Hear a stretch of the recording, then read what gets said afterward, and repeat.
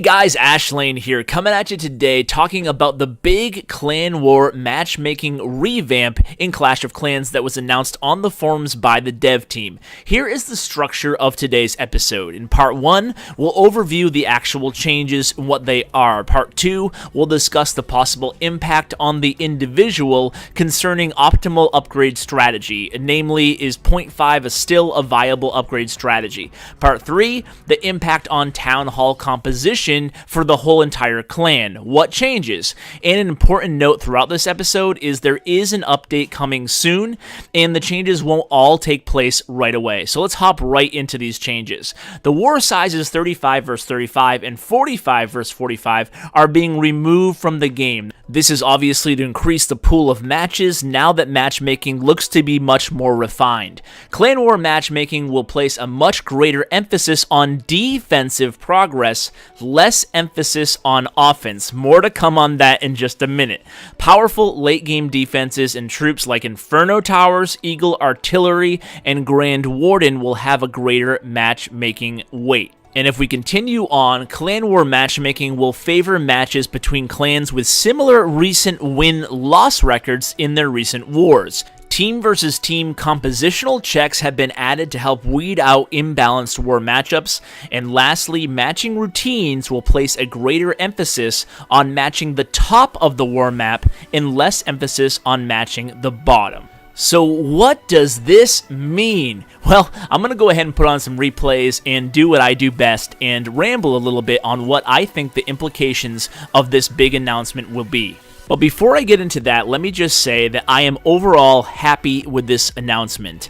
I do think some things are going to change, and we all have to look at both our clans and our individual bases to assess how they fit into this new structure. But I think that Supercell did listen to the war community. I mean, the forums have been ablaze for the last 6 months, or, at least the last few months after Town Hall 11 was released. And there has been report after report on the forums of gross mismatches in Clan Wars. So hopefully this will remedy those situations. Now let's get a little bit into the nitty-gritty. I see a lot of people everywhere saying, is this the end of 0.5? Is 0.5 officially dead? And it's funny because every time I put out a video on the 0.5 upgrading strategy, people would always comment below, Ash, yeah, it's a great idea, it works great, but what if Clash of Clans changes the algorithms? What if Supercell goes in there and tweaks matchmaking, giving offense a much heavier weight in the algorithm?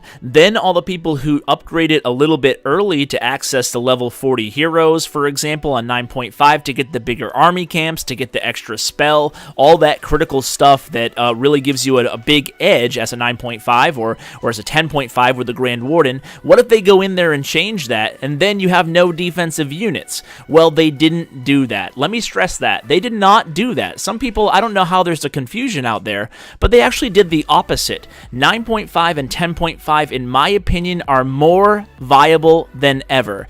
And the reason I'm saying that is because you can see, if you go back and look at the text of the actual developer's note today in the forums, you'll notice they specifically mention 2 defensive units, the Inferno Tower and the Eagle Artillery, which just so happens to be the 2 units that you hold off on building if you want to keep your war weight down.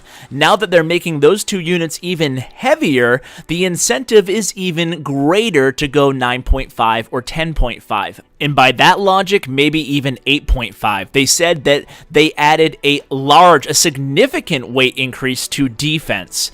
Now, I've always been of the mentality a little bit counterculture to that personally. I've always thought that you have 2 attacks and you only have to defend once, right? If it's a perfect attack against you, sure, it's 3 stars, but you have the opportunity to get 6 stars in Clan Wars. Therefore, it would behoove the individual who is solely focused on Clan War optimization to focus on upgrading offense first and then defense. So I think this only reinforces that idea. However, there is a big caveat that I would be remiss not to mention, and that is this new change where the top of your war map actually gets taken into account more so than the bottom of your war map in terms of your match, in terms terms of the matchmaking routine on their end.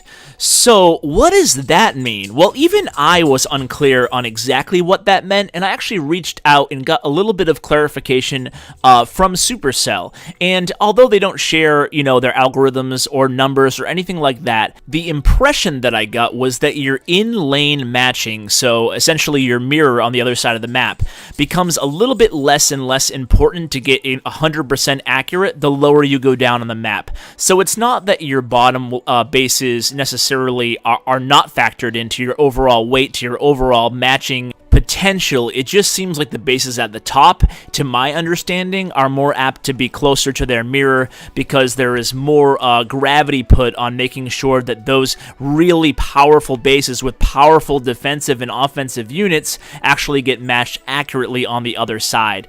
So what are the trade-offs here? Before we get into the clan composition aspect of this video, what are the trade-offs? So what are we giving up in order to get this more refined matching process? Well, there's two things that we're losing here. Number one is that there's going to be a little bit extra time, perhaps, to search for and match with another clan, with your opponent. And in my opinion, that is an absolutely beautiful thing to hear. I don't care if it takes 2 hours to search for a perfectly reasonable matchup. Of course, not every match is going to be 100%, fair for both sides every single time. But if it takes 2 hours to match up to a clan that is actually an even and a fair fight, and you're not dealing with one clan having 6 more Town Hall 11s or 7 or 8 or 9, you can see some nightmare matches on the forums. If that's the cost of saving 47 hours on the back end, that is all right by me, because essentially you're wasting a whole war, whether you're the underdog or the heavy favorite, because it's just not fun. It's not fun playing a war that is that unevenly matched. So what is the other trade-off? Well, they're taking away the 35 and 45 v 45 wars. To me, that's really a non-issue.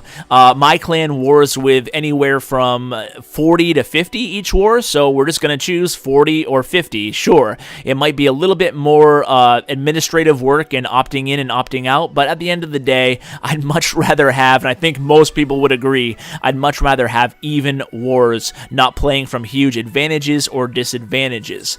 Now, let's talk a little bit about why they may have made defenses way more.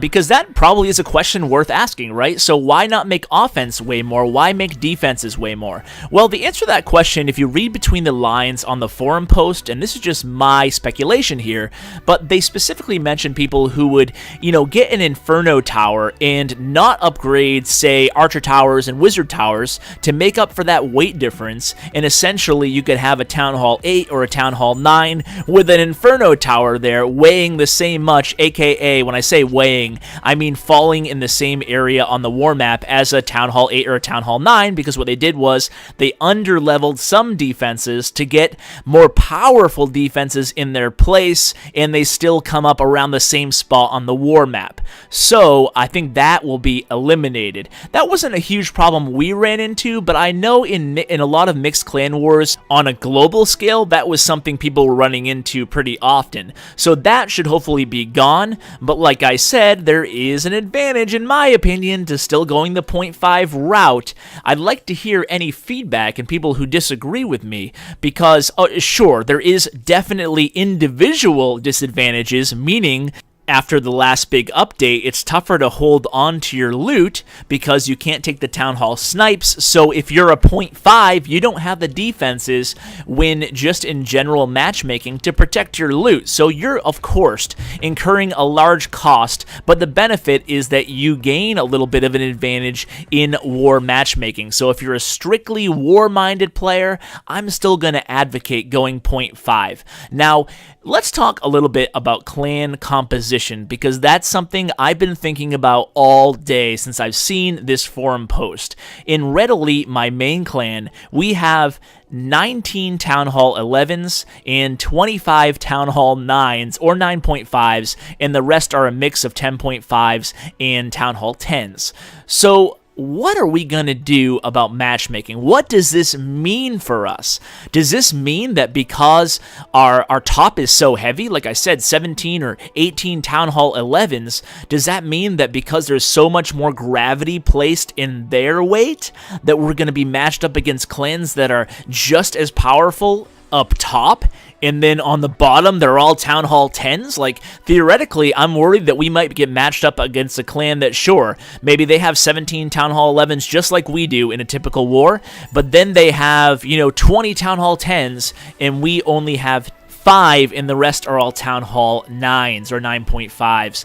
So that is my definite worry here. That could make some of the advantage of the 0.5s, especially lower, the 9.5s, moot in some regards, because obviously if you're going into battle, that's why I said this is a caveat, if you're going into battle with 10 9.5s and the matchmaking algorithms don't care about 0.5s, then who cares about the advantage, right? Because they're closer to the bottom of your map. Now, it depends on your clan composition. 0.5s can still be very valuable. Say you only have 3 or 4 Town Hall 11s in your clan, and then you have, a couple 9.5s, a couple 10.5s. The rest are a mix of Town Hall 10s and Town Hall 9s and Town Hall 8s and 7s. Well, then it shouldn't really affect you as dramatically. I think 0.5 is still a valuable route. So, to be honest with you, there is no perfect answer right now. We don't know. We just don't know how it's really going to pan out. The Clash team did say on the forum post that they're still tweaking and making minor adjustments here and there. That's why they're not going to unroll this all after the update hits. By the way, update hitting, that's pretty big. I'm excited for a new update to see what's coming out. I'm excited about the changes in the direction of the game, and I think, this is just my hunch here, I think 2016 is going to be the year of clan wars and competitive clan elements, maybe clan tournaments. I still think there's going to be clan tournaments added this year. I think there's going to be a lot added to clan wars, and I'm excited to see what direction they go in. Think about it, the last 2 updates benefited largely, or addressed, I should say, largely farmers and trophy pushers, and then just added content which really affected all the spheres of the game. But now I think it's time for some new clan war action. I hope this is just the start of what will be the year of the clan war. Now, there's a huge thing I have not talked about yet, and that is the whole win streak aspect, and the fact that now matchmaking is actually going to take largely into account, the amount of wins a clan has in their recent clan wars.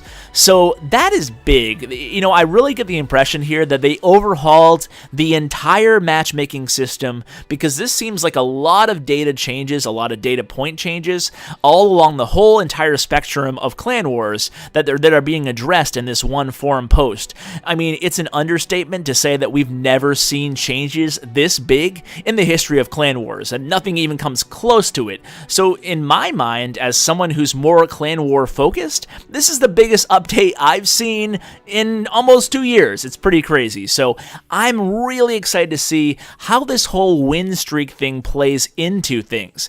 I think my hunch is that more elite clans are going to be automatically start matching each other on a more consistent basis. So yeah, it's a far cry from arranged war matchups, but essentially, I think this could evolve into a tiering of clans kind of unintentionally, or maybe it was intentional, I don't know, but think about it. Clans that have 30 or 40 or 50 wins in a row are suddenly going to be matched up to other clans that have 30 or 40 or 50 wins in a row. Clans that are struggling are going to get a little bit of a break. I think this is a great idea, and I'm really excited to explore this part of the new update. And lastly, before I say goodbye to you guys for today, I should mention that they did add one final note, and they said a team versus team final compositional check have been added to help weed out imbalanced war matchups.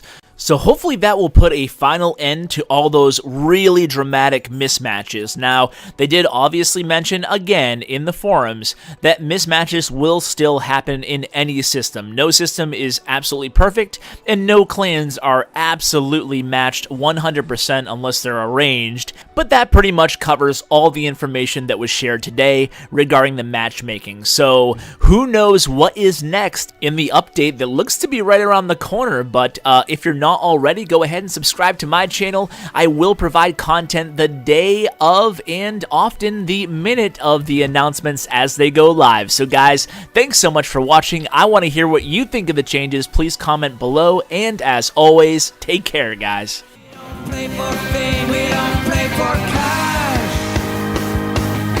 We just play for the glory and the clash of the ash.